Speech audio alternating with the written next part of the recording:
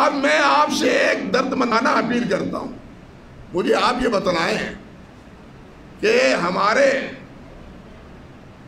یہ قومی اسمبلی کے بجٹ کے سیکشن میں، وہ ہمارے وکیل صاحب بھی بیٹھے ہیں، بجٹ کے سیکشن میں کیا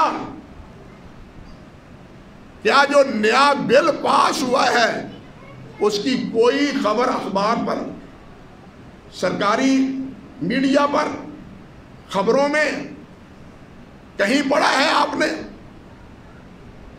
اخباروں میں پڑھا ہے؟ بل پر آئی بات، یعنی بل کون ہے؟ یہ کون سا؟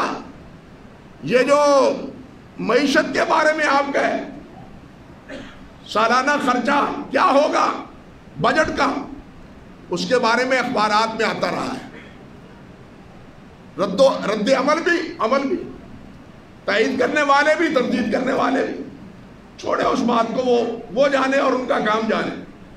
ملک پر اور قوم پر جو بوجھ ڈالا جا رہا ہے مسلسل، اللہ سبحانہ و تعالیٰ اس ظلم سے اس قوم کو بچائے اور ظالموں سے بھی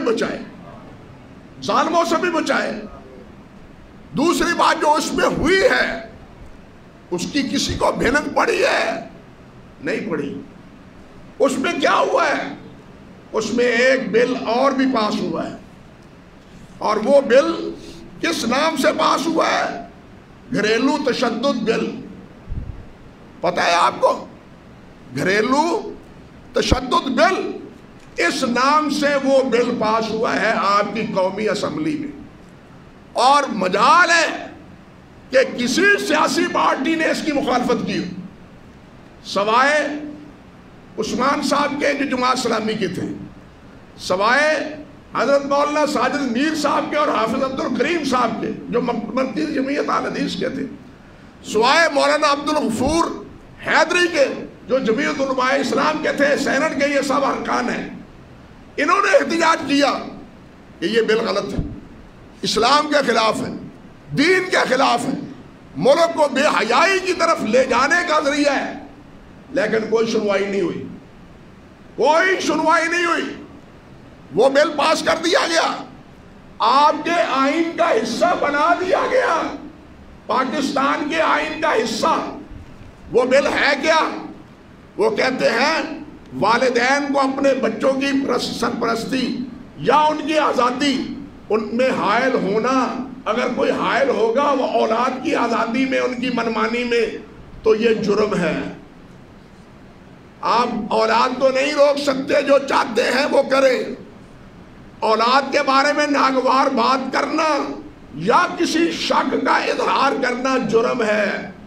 نمبر 3، معاشی تشدد کا لفظ یہاں اس لیے ہے، کہتے ہیں کہ اگر نافرمانی کی وجہ سے یا بچے نے اگر حکم عدولی کی ہے اور باپ اس کا خرچہ بند کر دیتا ہے، اس کو مارتا ہے، تو کہتے ہیں یہ بھی جرم ہے۔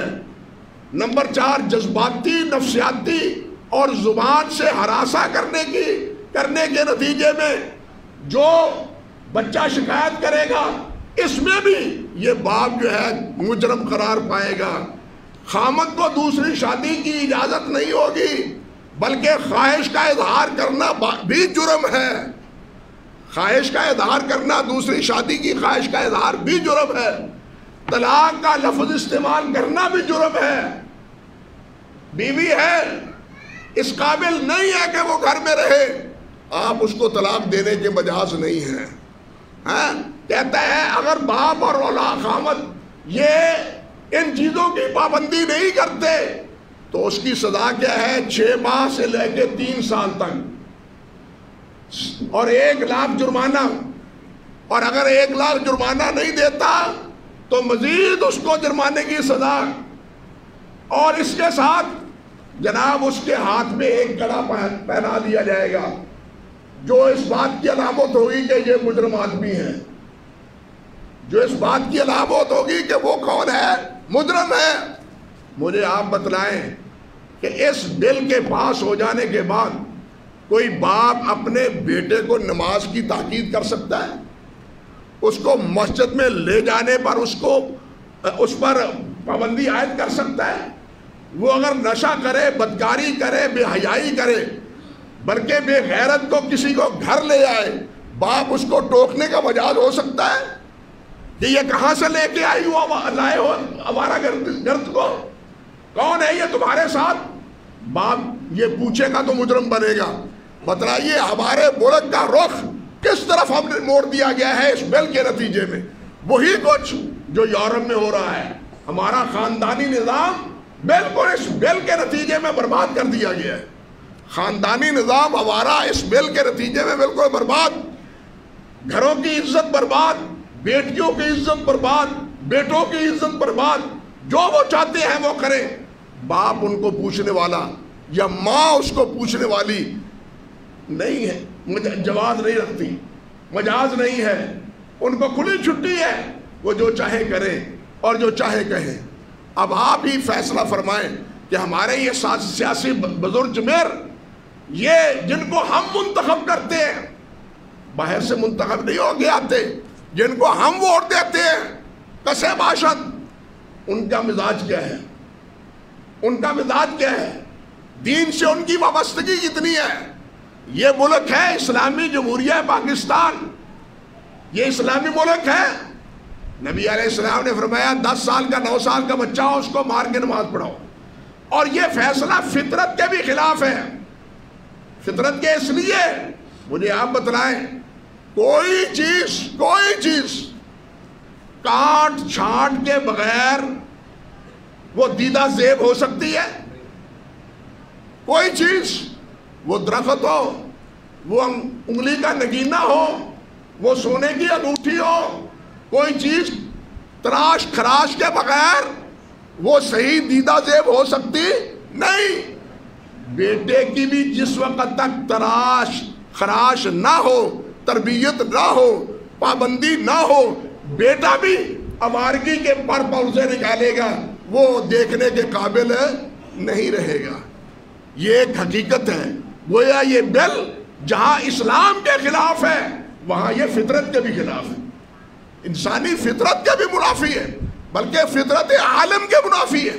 اللہ نے فطرت بنائی ہے نا ہر چیز کی، بھائی کوئی بھی چیز ہے، یہ میز بنا ہے تراش خراش کے بعد بنا ہے، کوئی چیز بنی ہے تو وہ تراشنے کے بعد، ٹکڑے کرنے کے بعد، اس کو سیدھا کرنے کے بعد پھر اس کا وجود آتا ہے۔ کیا انسان، اس کے اخلاق، ان کا کے اقدار، اس کا کہنا چاہیے کہ عقیدہ اور اس کا عمل، وہ بغیر اصلاح کے ہو پاتا ہے؟